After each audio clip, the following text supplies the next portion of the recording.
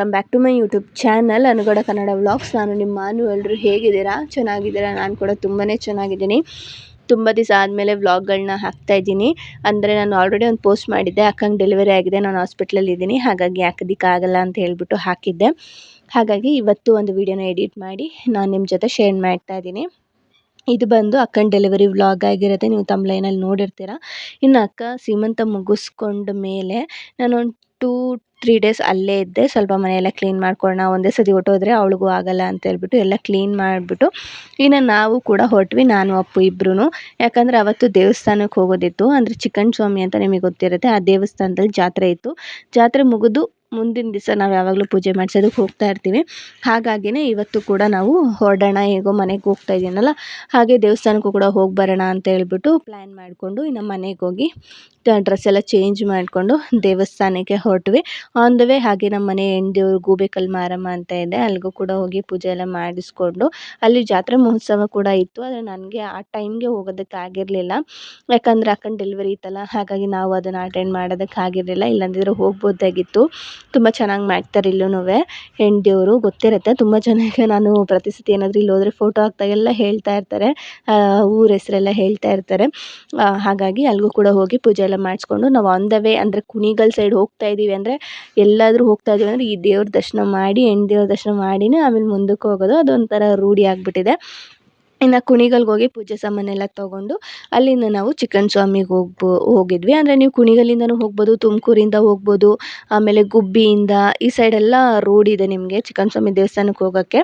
So ನೀವು ಆರಾಮಾಗಿ ಬರ್ಬೋದು. ಆ್ಯಂಡ್ ಗೊತ್ತಿದ್ದರೆ ತುಂಬ ಜನಕ್ಕೆ ಗೊತ್ತೇ ಇರುತ್ತೆ, ಕೆಲವರಿಗೆ ಗೊತ್ತಿರಲ್ಲ.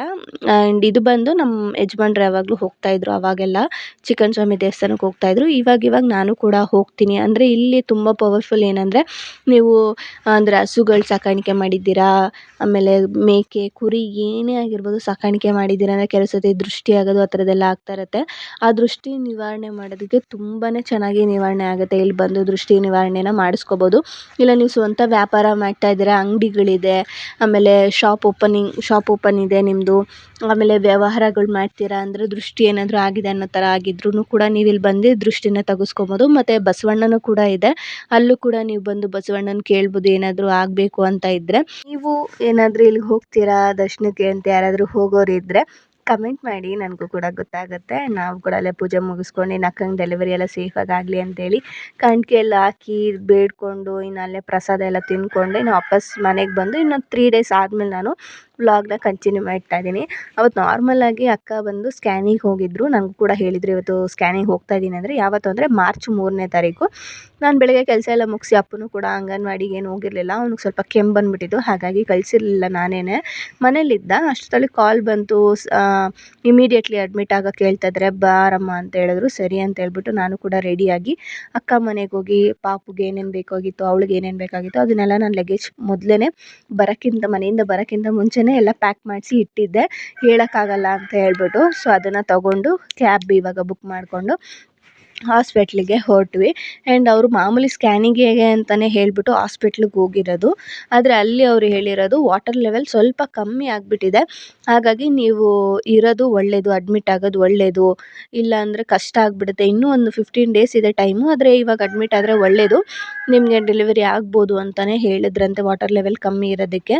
ಇನ್ನು ನೀವು ಬೇಕಾದ್ರೆ ಮನೆಗೂ ಹೋಗ್ಬೋದು ಅಂತ ಹೇಳಿದ್ರಂತೆ. ಆದರೆ ನಾನೇ ಹೇಳಿದೆ, ಬೇಡ ರಿಸ್ಕ್ ಎಲ್ಲ ತೊಗೊಳ್ಳೋದು ಬೇಡ, ನಮಗೆ ಗೊತ್ತಾಗಲ್ಲ ಮನೆಗೆ ಹೋದ್ಮೇಲೆ ಏನಾಗುತ್ತೆ ಅಂತ. ಅವರೇ ಹೇಳ್ತಾ ಇದ್ದಾರಲ್ಲ ವಾಟರ್ ಕಮ್ಮಿ ಆಗಿದೆ ಅಂತ, ಇರು ಹಾಸ್ಪಿಟ್ಲಲ್ಲಿ ನೋಡೋಣ ಅಂತ ಹೇಳ್ಬಿಟ್ಟು ನಾನೇ ಹೇಳಿದೆ. ಸರಿ ಅಂತ ಹೇಳ್ಬಿಟ್ಟು ಅವರು ಕೂಡ ಅಮ್ಮ ಹೋಗಿದ್ರು ಜೊತೆನಲ್ಲಿ, ಅಕ್ಕನ ಜೊತೆ ಅಮ್ಮ ಹೋಗಿದ್ರು ಹಾಸ್ಪಿಟ್ಲಿಗೆ. ಇನ್ನು ಸ್ಕ್ಯಾನಿಂಗ್ ಎಲ್ಲ ಮುಗಿದಿತ್ತು, ಅಡ್ಮಿಷನ್ ಕೂಡ ಮಾಡಿಕೊಂಡು ವಾರ್ಡೆಲ್ಲ ಕೊಟ್ಟಿದ್ರಂತೆ. ಇನ್ನು ಅಲ್ಲೇನಂದರೆ ಸ್ವಲ್ಪ ಸ್ಟ್ರಿಕ್ಟು, ಅಂದರೆ ತುಂಬ ಕೇಳಿದ್ರಿ ನಾನು ವಾಟ್ಸಪ್ಪಲ್ಲಿ ಸ್ಟೇಟಸ್ ಹಾಕಿದಾಗ ಯಾವ ಹಾಸ್ಪಿಟ್ಲಿಗೆ ಅಕ್ಕ ಸೇರಿಸಿದ್ದೀರಾ ಅಂತ, ಗೌರ್ಮೆಂಟ್ ಹಾಸ್ಪಿಟ್ಲಾ ಪ್ರೈವೇಟ್ ಹಾಸ್ಪಿಟ್ಲಾ ಅಂತ ಕೇಳ್ತಾನೆ ಇದ್ರಿ. ಇದು ಬಂದು ಗೌರ್ಮೆಂಟ್ ಹಾಸ್ಪಿಟಲ್ಲು, ESI ಹಾಸ್ಪಿಟಲ್ ಅಂತ ಬರುತ್ತೆ, ರಾಜಾಜಿನಗರಲ್ಲಿರೋದು. ನೀವೇನಾದರೂ ಎಂಪ್ಲಾಯೀಸ್ಗಳು ಆಗಿದ್ದರೆ ಇದೆ, ತುಂಬ ಕಡೆ ಕಂಪ್ನಿ ಕಡೆಯೆಲ್ಲ ನಿಮಗೆ ESI ಅನ್ನೋ ಆಪ್ಷನ್ನ ನಿಮಗೆ ಕೊಟ್ಟಿರ್ತಾರೆ. ಸೊ ಅಕ್ಕಂಗೂ ಕೂಡ ಅಷ್ಟೇ, ಅವ್ರು ಹೋಗೋ ಕಂಪ್ನಿನಲ್ಲಿ ಅವ್ರಿಗೆ ESI ಇತ್ತು, ಅವ್ರು ಮಾಡಿಸಿದ್ರು. ಅವರು ಕೂಡ ಅಷ್ಟೇ, ಯಾವ ಥರ ಕಾಯಿಲೆಗಳ್ನ ಬೇಕಾದ್ರೂ ಅಲ್ಲಿ ತೋರಿಸ್ಕೋಬೋದು ನಿಮ್ಮ ಹತ್ರ ESI ಕಾರ್ಡ್ ಇದೆ ಅಂತ ಅಂದರೆ. ಆ್ಯಂಡ್ ಇವರು ಪ್ರೆಗ್ನೆಂಟ್ ಆದಾಗಿಂದನೂ ಕೂಡ ಬಂದು ಇಲ್ಲೇ ತೋರಿಸ್ತಾ ಇದ್ದಿದ್ದು ರಾಜಾಜಿನಗರಲ್ಲಿ. ಹಾಗಾಗಿ ಇವಾಗಲೂ ಕೂಡ ಡೆಲಿವರಿಗೂ ಕೂಡ ಅವರು ಡೆಲಿವರಿ ಮಾಡಿಸ್ಬೇಕು ಅಂತ ಏನೂ ಬಂದಿರಲಿಲ್ಲ, ಬಂದಿರಲಿಲ್ಲ, ಜಸ್ಟ್ ಸ್ಕ್ಯಾನಿಗೆ ಅಂತ ಬಂದಿದ್ರು, ಆದರೆ ಅಡ್ಮಿಷನ್ ಆಗಿ ಅಂದರು. ನಾವು ಆದರೂ ಹೇಳಿದ್ವಿ ಬೇರೆ ಕಡೆನೇ ಹೋಗೋಣ, ಪ್ರೈವೇಟ್ ಹಾಸ್ಪಿಟ್ಲಿಗೆ ಹೋಗೋಣ ಡೆಲಿವರಿಗೆ ಅಂತ. ಯಾಕಂದರೆ ರೀಸೆಂಟಾಗಿ ಗೌರ್ಮೆಂಟ್ ಹಾಸ್ಪಿಟ್ಲಲ್ಲಿ ಕೆಲವೊಂದು ವಿಷಯಗಳು ನೋಡಿಬಿಟ್ಟು ನಮಗೂ ಕೂಡ ಭಯ ಆಗಿತ್ತು, ಎಲ್ಲಿ ಏನು ಹೆಂಗೆ ಅಂತ. ಆದರೆ ಇದು ತುಂಬ ಸ್ವಲ್ಪ ದೊಡ್ಡದು, ESI ಹಾಸ್ಪಿಟ್ಲ್ ಅಂತ ತುಂಬ ದೊಡ್ಡದು. ನಾನು ನೋಡಿರಲಿಲ್ಲ. ಅಕ್ಕಂಗೆ ಸ್ವಲ್ಪ ಕಾನ್ಫಿಡೆನ್ಸ್ ಇತ್ತು, ಯಾಕಂದರೆ ಅವ್ರನ್ನ ನೋಡ್ತಾ ಇದ್ರಲ್ಲ, ಚೆಕಪ್ ಎಲ್ಲ ಮಾಡ್ತಾ ಇದ್ರಲ್ಲ, ಚೆನ್ನಾಗಿ ಮಾಡ್ತಾ ಇದ್ರಲ್ಲ, ಹಾಗಾಗಿ ಅವ್ರಿಗೆ ಕಾನ್ಫಿಡೆನ್ಸ್ ಇತ್ತು, ಇಲ್ಲ ಏನಾಗಲ್ಲ, ಆರಾಮಾಗಿ ನೋಡ್ತಾರೆ, ತುಂಬ ಚೆನ್ನಾಗಿ ನೋಡ್ತಾರೆ, ಇಲ್ಲೇ ಮಾಡಿಸ್ಕೊಳ್ಳೋಣ ಅಂತ ಹೇಳಿ ಅವ್ರಿಗೆ ಕಾನ್ಫಿಡೆನ್ಸ್ ಇದ್ದಿದ್ದರಿಂದನೇ ನಾವು ಕೂಡ ಓಕೆ ಅಂತ ಹೇಳಿಬಿಟ್ಟು ಇಲ್ಲೇ ಇದನ್ನು ಮಾಡಿಸಿದ್ದು. ಇನ್ನು ಅವ್ರಿಗೆ ಡ್ರೆಸ್ ಚೇಂಜ್ ಮಾಡೋಕ್ಕೆ ಹೇಳಿದರು. ಡ್ರೆಸ್ ಎಲ್ಲ ಚೇಂಜ್ ಮಾಡಿಕೊಂಡು ಇನ್ನು ಅವ್ರಿಗೆ ನಾರ್ಮಲ್ ಡೆಲಿವರಿ ಆಗೋದಕ್ಕೆ ಏನೇನೆಲ್ಲ ಮಾಡಬೇಕಾಗಿತ್ತು ಅದನ್ನು ಅವ್ರಿಗೆ ಮಾಡ್ತಾಯಿದ್ರು. ನೈಟಿಂದನೂ ಬೆಳಗಿನ ಜಾವ ಗಂಟ ನಾವು ಅಲ್ಲೇ ಇದ್ವಿ.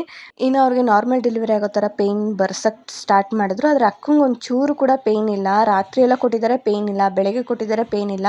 ಲಾಸ್ಟಿಗೆ ಹೇಗಾಗೋಯಿತು ಅಂದರೆ ಅಕ್ಕಂಗೆ ಪೇಯ್ನ್ ಬರ್ದೇ ಇಬ್ಬರು, ಮಗು ಮತ್ತು ತಾಯಿ ಇಬ್ಬರು ಸುಸ್ತಾಗ್ಬಿಟ್ಟು ಲಾಸ್ಟಿಗೆ ಮಗು ಹೊಟ್ಟೆನಲ್ಲೇ ನೀರು ಕುಡ್ದಿರೋದ್ರಿಂದ ಎಮರ್ಜೆನ್ಸಿ ಸಿ ಸೆಕ್ಷನ್ ಮಾಡಲೇಬೇಕು ಅಂತ ಹೇಳ್ಬಿಟ್ಟು ಸೈನ್ ಹಾಕ್ಸ್ಕೊಂಡು ಸಿ ಸೆಕ್ಷನ್ ಮಾಡಿದ್ರು. ಇನ್ನು ಅವತ್ತು ಪಾಪುನ ಕೊಟ್ಟರು, ತೋರಿಸಿದ್ರು, ತುಂಬಾ ಚೆನ್ನಾಗಿದ್ದಾನೆ, ಮುದ್ದಾಗಿದ್ದಾನೆ. ಯಾವ ಪಾಪು ಆಯಿತು ಅಂದರೆ ಗಂಡು ಪಾಪು ಆಗಿದೆ ಅಕ್ಕಂಗೆ, ಬಾಯ್ ಬೇಬಿ ಆಗಿದೆ.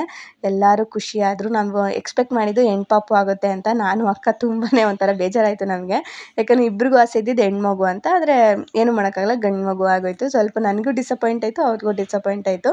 ಆದರೆ ಓಕೆ, ಏನೂ ಮಾಡೋಕ್ಕಾಗಲ್ಲ, ನಾವು ಅಂದ್ಕೊಳ್ಳೋದೇ ಒಂದು, ಅದು ಆಗೋದೇ ಒಂದು. ಇನ್ನು ಅಲ್ಲಿಂದ ನೆಕ್ಸ್ಟ್ ಡೇ ಅಮ್ಮ ಇದ್ದರು ಅಕ್ಕನ ಜೊತೆ. ನಾನು ಮನೆಗೆ ಬಂದುಬಿಟ್ಟಿದ್ದೆ. ಅಮ್ಮ ಹೇಳಿದ್ರು, ಸ್ವಲ್ಪ ಗಂಜಿ ಮಾಡ್ಕೊಂಡು ಬಾ, ರಾಗಿ ಗಂಜಿ ಅವಳಿಗೆ ಕೊಡಬೇಕು ಅಂತ ಹೇಳ್ಬಿಟ್ಟು. ಸರಿ ಆಯಿತು ಅಂತೇಳಿ ರಾಗಿ ಗಂಜಿ ಎಲ್ಲ ಮಾಡಿ ತೊಗೊಂಡೋಗಿದ್ದೆ. ಕುಡಿದ್ಬಿಟ್ಟು ಇನ್ನು ಅಲ್ಲೇ ನಾನು 3 ಡೇಸ್ ಇರೋ ಥರ ಆಯಿತು. ಯಾಕಂದರೆ ಅಮ್ಮ 3 ಡೇಸ್ ಇದ್ದರು ನೋಡ್ಕೊಳ್ಳೋಕ್ಕೆ, ಅಕ್ಕನ ನೋಡ್ಕೊಳ್ಳೋಕ್ಕೆ. ಒಂದೇ ಸಮ ಎಲ್ಲರೂ ಇರೋಕ್ಕಾಗಲ್ಲ. ಅಮ್ಮಗೂ ಕೂಡ ಸುಸ್ತಾಗ್ಬಿಟ್ಟಿತ್ತು, ಫುಲ್ಲು ಸ್ವೆಟ್ ಆಗಿಬಿಟ್ಟಿದ್ರು ಇವಾಗ ಸೆಕೆಗೂ ಅದಕ್ಕೂ. ಹಾಗಾಗಿ ನಾನು ಮನೆಗೆ ಹೋಗ್ತೀನಿ, ಇನ್ನು 3 ಡೇಸ್ ನೀನಿರು ಅಂತ ಹೇಳಿದ್ರು. ಸರಿ ಆಯಿತು ಅಂತ ಹೇಳ್ಬಿಟ್ಟು ಅವು ಎಕ್ಸ್ಚೇಂಜ್ ಮಾಡ್ಕೊಬೋದಾಗಿತ್ತು. ಹಾಗಾಗಿ ನಾನು 3 ಡೇಸ್, ಅಮ್ಮ 3 ಡೇಸ್ ಅಂತ ಅಕ್ಕನ ಜೊತೆ ಇದ್ವಿ. ಅಕ್ಕ ನೋಡ್ಬೋದು, ನಿಜವಾಗ್ಲೂ ತುಂಬಾ ಬೇಜಾರಾಗುತ್ತೆ ಹೆಣ್ಮಕ್ಳನ್ನ ಈ ಥರ ಹಾಸ್ಪಿಟ್ಲಲ್ಲಿ ಡೆಲಿವರಿ ಅಂತ ಹೋದರೆ ನೀವು ಒಂದೊಂದು ಥರ ಕೇಸ್ನ ನೀವು ನೋಡ್ತೀರಾ. ಎಷ್ಟು ಬೇಜಾರಾಗುತ್ತೆ ಅಂದರೆ ಅವರೆಲ್ಲ ಹೇಳಬೇಕಾದ್ರೆ ಹೀಗಾಯಿತು, ಹಾಗಾಯಿತು ಪಾಪುಗೆ, ಅವ್ರಿಗೆ ಏನಾದರೂ ಒಂದು ಆದಾಗ ಅವ್ರು ಹೇಳ್ಕೊಂಡಾಗ ಸಿಕ್ಕಾಪಟ್ಟೆ ಬೇಜಾರಾಗುತ್ತೆ. ನಾನು ಅದರಲ್ಲೂ ಅವಳನ್ನ ನಗಿಸ್ಕೊಂಡು ವೀಡಿಯೋಗಳು ಮಾಡಿಕೊಂಡು ಹೇಗೋ ಒಂದು ಇದನ್ನು ಮಾಡ್ಕೊಂಡಿದ್ವಿ. ಆ್ಯಂಡ್ ಇನ್ನು ಪಾಪುನ ಬಂದು NICUನಲ್ಲಿ ಇಟ್ಟಿದ್ರು. ಅವನು ನೀರು ಕುಡ್ದಿದ್ನಲ್ಲ, ಹಾಗಾಗಿ NICUನಲ್ಲಿ ಇಟ್ಟಿದ್ರು. ಅಕ್ಕ ಹೋಗಿ ನೋಡಿಕೊಂಡು ಅವನಿಗೆ ಫೀಡ್ ಮಾಡಿಬಿಟ್ಟು ತಿರ್ಗಾ ಬರ್ತಾಯಿದ್ರು. ಈ ಥರನೇ ಆಗ್ತಾಯಿತ್ತು. ಒಂದು 3 ಡೇಸ್ ಅವಲ್ಲೇ ಇಟ್ಕೊಂಡಿದ್ರು. ನಾನು ಹೋಗಿದ್ದಾಗ 4th ಡೇ ಸಂಜೆ ನಮಗೆ ಪಾಪುನ ಕೊಟ್ಟರು. ಪರವಾಗಿಲ್ಲ, ಇವಾಗ ಆರಾಮಾಗಿದ್ದಾನೆ ಅಂತ ಹೇಳ್ಬಿಟ್ಟು ಕೊಟ್ಟರು. ಸೊ ಆರಾಮಾಗಿ ಅಮ್ಮ ಮತ್ತು ಮಗ ಇಬ್ಬರೂ ಆರಾಮಾಗಿದ್ದರು. ಇನ್ನು ನಾನು ಕೂಡ ಅವಳನ್ನ ನೋಡ್ಕೊಳ್ಳೋದು, ಅಕ್ಕನ ನೋಡ್ಕೊಳ್ಳೋದು, ಮತ್ತು ಫುಡ್ಡೆಲ್ಲ ಅಲ್ಲೇ ಕೊಡ್ತಾಯಿದ್ರು ಅಕ್ಕಂಗೆ. ಬಿಸಿ ಬಿಸಿ ಊಟ ESI ಕಡೆಯಿಂದನೇ ನಿಮಗೆ ಬರುತ್ತೆ. ನಾವು ಮಾತ್ರ ಈಚೆ ಹೋಗಿ ತಿನ್ನಬೇಕು. ಪೇಷಂಟ್ ಯಾರಿದ್ದಾರೆ ಅವ್ರಿಗೆ ಬರುತ್ತೆ, ಅಲ್ಲೇ ಊಟ ಎಲ್ಲ ಅಲ್ಲೇ ಬರುತ್ತೆ ಅವ್ರಿಗೆ. ಸೊ ಅವರು ಕೂಡ ಆರಾಮಾಗಿ ಊಟ ಮಾಡ್ಕೊಂಡಿದ್ರು. ಇನ್ನು ನಾನು ಪಾಪುನ ನೋಡಿಕೊಂಡು ಅವನನ್ನು ಮಾತಾಡಿಸ್ಕೊಂಡು ಫೀಡ್ ಮಾಡ್ತಾಯಿಲ್ಲ ಅಂತೇಳಿ ಅವನ್ನ ಎಚ್ಚರಿಕೆ ಮಾಡಿಕೊಂಡು ಇದನ್ನು ಮಾಡಿಕೊಂಡು ಅವನ ಜೊತೆನೇ ಟೈಮ್ ಪಾಸ್ ಮಾಡಿಕೊಂಡು ಇರ್ತಾಯಿದ್ದೆ, ಅವನ್ನ ನೋಡಿಕೊಂಡು. ಇನ್ನು ವಿಸಿಟಿಂಗ್ ಅವರ್ಸ್ ಅಂತ ಇರುತ್ತೆ. ಆ ಟೈಮಲ್ಲಿ ನೀವು ಯಾರು ಬೇಕಾದ್ರೂ ವಿಸಿಟ್ ಮಾಡ್ಕೊಂಬರ್ಬೋದು. ಆಮೇಲೆ ಭಾವನ ಸಂಬಂಧಿಕರು, ಅಪ್ಪ ಅಮ್ಮ ಎಲ್ಲರೂ, ಅಕ್ಕಂದಿರು, ಮಕ್ಳದಿರು ಎಲ್ಲರೂ ಬಂದು ವಿಸಿಟಿಂಗ್ ಅವರ್ಸಲ್ಲಿ ನೋಡ್ಕೊಂಡು ಹೋಗ್ತಾಯಿದ್ರು. ಇನ್ನು ರಾತ್ರಿ ಆದರೆ ಸಾಕು, ಇನ್ನು ಫೀಡ್ ಮಾಡಿಸು, ಪಾಪುನ ಮಲಗಿಸು, ಈ ಥರನೇ ಆಗ್ತಾಯಿತ್ತು. ಆ್ಯಂಡ್ ಮಧ್ಯರಾತ್ರಿ 12 ಗಂಟೆಗೆಲ್ಲ ನಾವು ಎದ್ದು ಪಾಪುನ ಫೀಡ್ ಮಾಡಿಸೋದೆಲ್ಲ ಮಾಡ್ತಾಯಿದ್ವಿ. ಯಾಕಂದರೆ ಅವನು ಕೂಡ ವೆಯ್ಟ್ ಬರಬೇಕು, ಯಾಕಂದರೆ NICUನಲ್ಲಿ ಇದ್ನಲ್ಲ. ಸೊ ಹಾಗಾಗಿ ಚೆನ್ನಾಗಿ ಫೀಡ್ ಮಾಡಿಸಿದಷ್ಟು ಮಕ್ಕಳು ಚೆನ್ನಾಗಿ ಆರೋಗ್ಯವಾಗಿರ್ತಾರೆ ಅಂತ ಹೇಳ್ಬಿಟ್ಟು ಅವನಿಗೆ ಫೀಡ್ ಮಾಡಿಸೋದು ಎಲ್ಲ ಮಾಡಿಸ್ತಾ ಇದ್ದೆ. ಇನ್ನು ನೆಕ್ಸ್ಟ್ ಡೇ ಅಂದರೆ 5th ಡೇಗೋ 6th ಡೇಗೋ ಪ್ರವೀಣ್ ಅವರು ಮತ್ತು ಪಾಪ ಎಲ್ಲರೂ ಬಂದರು, ಅಪ್ಪು ಎಲ್ಲರೂ ಬಂದರು ಪಾಪು ನೋಡೋದಕ್ಕೆ ಅಂತ ಹೇಳ್ಬಿಟ್ಟು. ನನ್ನ ತಮ್ಮ ಅಂತ ಡೆಲಿವರಿ ದಿವಸ ಮಾತ್ರನೇ ಅವ್ನು ನೋಡಿದ್ದು, ಅದಾದಮೇಲೆ ನೋಡಿರಲಿಲ್ಲ. ಹಾಗಾಗಿ ಕರ್ಕೊಂಡು ಬಂದಿದ್ದರು, ಪಾಪುನೆಲ್ಲ ನೋಡಿಕೊಂಡು ಮಾತಾಡ್ಸ್ಕೊಂಡು ಹೋಗ್ತೀವಿ ಅಂತ ಹೇಳ್ಬಿಟ್ಟು. ಸೊ ಅವರು ಕೂಡ ಬಂದು ಇನ್ನು ಮಾತಾಡಿಸ್ಕೊಂಡು, ಅಕ್ಕನ ಮಾತಾಡಿಸ್ಕೊಂಡು, ಪಾಪುನ ಮಾತಾಡಿಸ್ಕೊಂಡು ಅಲ್ಲೇ ಸ್ವಲ್ಪ ಹೊತ್ತು ಟೈಮ್ ಸ್ಪೆಂಡ್ ಮಾಡಿ ಮಧ್ಯಾಹ್ನ ಬಂದರು. ಸೊ ಹಾಗಾಗಿ ಮಧ್ಯಾಹ್ನ ಒಂದು 2 ಅವರ್ಸ್ ಇರುತ್ತೆ ನಿಮಗೆ ವಿಸಿಟಿಂಗ್ ಅವರ್ಸ್ ಅಂತ ಹೇಳ್ಬಿಟ್ಟು. ಯಾರು ಬೇಕಾದ್ರೂ ಬಂದು ನೋಡ್ಕೊಂಡು ಹೋಗ್ಬೋದು. ಸೊ ಅವಾಗ ಬಂದು ಎಲ್ಲರೂ ನೋಡ್ಕೊಂಡು ಹೋದರು. ಸೊ ಇನ್ನು ತಾಯಿ ಮಗು ಇಬ್ಬರು ಆರಾಮಾಗೇ ಇದ್ದಾರೆ. ಹಾಗೆ ನಿಮ್ಮ ಹತ್ರ ಕೆಲವೊಂದಿಷ್ಟು ವಿಚಾರಗಳನ್ನ ಹಂಚ್ಕೊಳ್ಳೋದಿತ್ತು, ಹಾಗೆ ಹಂಚ್ಕೊಳ್ಳೋಣ ಅಂತ. ತುಂಬ ಜನ ಹೇಳ್ತಾರೆ ನಾರ್ಮಲ್ ಆಗಬೇಕು, ಸಿ ಸೆಕ್ಷನ್ ಬೇಡ, ಸಿ ಸೆಕ್ಷನ್ ಆದರೆ ಪ್ರಾಬ್ಲಮ್ ಆಗುತ್ತೆ, ನಾರ್ಮಲ್ ಆಗಲಿ ಅಂತೇಳಿ. ಅಲ್ಲಿ ಹಾಸ್ಪಿಟ್ಲಲ್ಲಿ ತುಂಬಾ ಒಂಥರ ಹೆಣ್ಮಕ್ಳಿಗೆ ಟಾರ್ಚರ್ ಕೊಡೋ ಥರ ಅನ್ನಿಸ್ತಾ ಇರುತ್ತೆ, ನಾರ್ಮಲ್ ಆಗಲಿ ಅಂತ ಹೇಳ್ಬಿಟ್ಟು. ಇವಾಗ ನಮ್ಮದೇ ತಿಳ್ಕೊಳ್ಳಿ, ನಾವು ಅಂದ್ಕೊಂಡಿರಲಿಲ್ಲ, ನಾವು ಅಂದಿದ್ದು ನಾರ್ಮಲ್ ಆಗಲಿ ಒಳ್ಳೆಯದು ಅಂತ ನಾವು ಅಂದ್ಕೊಂಡಿದ್ದು. ಆದರೆ ಅನ್ಎಕ್ಸ್ಪೆಕ್ಟೆಡ್ ಆಗಿ ನೀರು ಕುಡಿದ್ಬಿಟ್ಟಿತ್ತು ಪಾಪು, ಅವಳಿಗೆ ನೀರು ಲೆವೆಲ್ ಕಮ್ಮಿ ಆಗಿಬಿಟ್ಟಿತ್ತು ಅಕ್ಕಂಗೆ. ಸೊ ಸಿ ಸೆಕ್ಷನ್ ಮಾಡಬೇಕು ಅಂತ ಡಾಕ್ಟರ್ ನಮಗೆ ಅರ್ಥ ಆಗೋ ರೀತಿಯಲ್ಲಿ ಹೇಳಿದ್ರು. ಸೊ ನಾವು ಅರ್ಥ ಮಾಡ್ಕೊಂಡ್ವಿ. ಸೊ ಹೆಣ್ಮಕ್ಳ ಪರಿಸ್ಥಿತಿ ನೀವು ಕೂಡ ಅರ್ಥ ಮಾಡ್ಕೊಳ್ಳಿ. ಅಲ್ಲೊಬ್ರು ಪೇಷಂಟ್ ನನಗೆ ಹೇಳ್ತಾ ಇದ್ರು, ಒಬ್ಬರ ತಾಯಿ ತುಂಬ ಕಣ್ಣೀರು ಹಾಕೊಂಡು ಹೇಳ್ತಾ ಇದ್ರು, ಅಲ್ಲಿ 10 ದಿವಸದಿಂದ ಅಡ್ಮಿಟ್ ಮಾಡಿದಾರಂತೆ ನಾರ್ಮಲ್ ಆಗಬೇಕು ಅಂತ ಹೇಳ್ಬಿಟ್ಟು. ಆದರೆ ಅವರ ಯಜಮಾನ್ರು ಸೈನ್ ಹಾಕಕ್ಕೆ ಬರ್ತಾ ಇಲ್ವಂತೆ ಸಿ ಸೆಕ್ಷನ್ ಮಾಡೋಕ್ಕೆ. ಎಷ್ಟು ಬೇಜಾರಾಯಿತು ಅಂದರೆ, ಅವಳಿಗೆ ಗೊತ್ತಿರುತ್ತೆ ಅವಳು ಏನು ನೋವು ಬೀಳ್ತಾ ಇದ್ದಾಳೆ ಅಂತ. ಡಾಕ್ಟ್ರು ಹೇಳ್ತಾರೆ ಆಗಿಲ್ಲ ಅಂದರೆ ಆಗಿಲ್ಲ ಅಂತಲೇ ಹೇಳ್ತಾರೆ, ಆದರೆ ಆಗುತ್ತೆ ಅಂತಲೇ ಹೇಳ್ತಾರೆ. ಅದಕ್ಕೆ ನೀವು ಗೌರವ ಕೊಡಿ. ಎರಡಾದ್ರೂ ಅವಳು ರಿಕವರಿ ಆಗ್ತಾಳೆ, ನಿಧಾನಕ್ಕೆ ಆಗ್ತಾಳೆ. ನಾರ್ಮಲ್ ಆದರೆ ಸ್ವಲ್ಪ ಬೇಗ ಆಗ್ಬೋದು, ಸಿ ಸೆಕ್ಷನ್ ಆದರೆ ಸ್ವಲ್ಪ ಕಮ್ಮಿ ಆಗ್ಬೋದು. ಏನೂ ಮಾಡೋಕ್ಕಾಗಲ್ಲ, ಪರಿಸ್ಥಿತಿಗಳು ಆ ಟೈಮಲ್ಲಿ ಹೇಗಿರುತ್ತೆ ಅಂತ ಯಾರೂ ಹೇಳೋಕ್ಕಾಗಲ್ಲ. ಸೊ ಪ್ಲೀಸ್ ಅರ್ಥ ಮಾಡಿಕೊಂಡು ಆ ಹೆಣ್ಮಗು ಜೀವನ ಉಳಿಸಿ ಅಂತ ಹೇಳೋದಕ್ಕೆ ಇಷ್ಟಪಡ್ತೀನಿ. ಹಠ ಮಾಡಿಕೊಂಡು ನನಗೆ ಅದೇ ಮಗು ಬೇಕು, ಇದೇ ಮಗು ಬೇಕು ಅಂತೇಳಿ ನಿಜವಾಗ್ಲೂ ನೀವು ಹಾಸ್ಪಿಟ್ಲಿಗೆ ಹೋಗ್ಬಿಟ್ರೆ ತಲೆನೇ ಕೆಟ್ಟೋಗ್ಬಿಡುತ್ತೆ. ಅಷ್ಟು ಹೆಣ್ಮಕ್ಳು ಕಷ್ಟ ಬೀಳ್ತಾ ಇರ್ತಾರೆ ಅಲ್ಲಿ. ನಿಂತ್ಕೊಳ್ಳೋಕ್ಕಾಗಲ್ಲ, ಬೆಸ್ಟ್ ಫೀಡ್ ಮಾಡೋಕ್ಕಾಗಲ್ಲ, ಕೆಲವು ಸತಿ ಫ್ಯಾಮಿಲಿ ಪ್ಲ್ಯಾನಿಂಗ್ ಆಪ್ರೇಷನ್ ಮಾಡಿಸ್ಕೊಂಬಿಟ್ಟಿರ್ತಾರೆ, ಕೂತ್ಕೊಳ್ಳೋಕ್ಕಾಗಲ್ಲ. ಈ ಥರ ನಿಜವಾಗ್ಲೂ ಎಷ್ಟೋ ಕಷ್ಟ ಬೀಳ್ತಾ ಇರ್ತಾರೆ. ಆ ಕಷ್ಟನೆಲ್ಲ ಎತ್ತೋಳು ನೋಡ್ತಾ ಇರ್ತಾಳೆ.